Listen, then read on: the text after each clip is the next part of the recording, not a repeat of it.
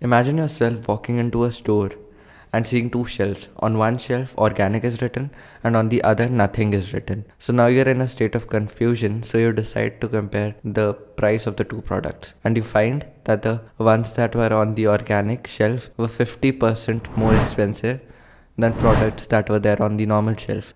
And now you think that are organic products worth the money, and are organic products really organic? Well, buckle up because that is what we are going to answer in this video. Let's begin.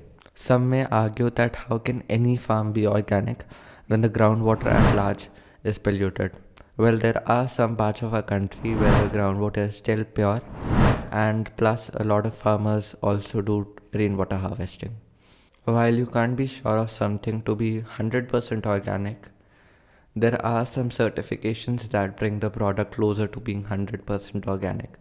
Some of them are USDA certifications, FSSAI certifications, APEDA certification, and EU regulatory authorities certifications. There have been cases where farmers have brought their non organic products under the organic label, so clearly no certification can be foolproof. But the best certification, according to a lot of experts, is PGS. So the way this works is that suppose there are two farmers and both of their lands are next to each other. Suppose one day one of the farmers decides to use chemicals.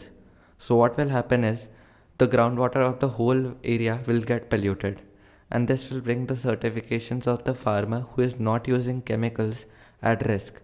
So the farmer who is not using chemicals will make sure that farms around him are of organic standards. If you go to buy an organic product, you may find that the price of that product is 50 to 250% more expensive than a normal product. This is not because the production of organic products is expensive, but because middlemen keep a lot of margin on their profit on these organic products.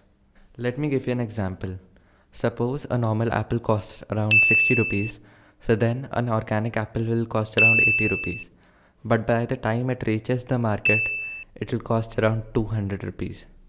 Middlemen keep such high profit margins because they know these products are bought by generally high income bracket of our society, as they are more health conscious. After all this discussion, I think if somebody wants something to be truly organic, the best way to get it is to grow it. As far fetched as it might seem, a lot of people do grow their own food by a method called vertical farming in urban areas. With this, we reach the end of the video. Before leaving, I would like to support this initiative called Team Seas, which is being done by Mr. Beast. If you want to support, you can go in the description and donate. Thank you for watching. Please subscribe, share, and leave a comment.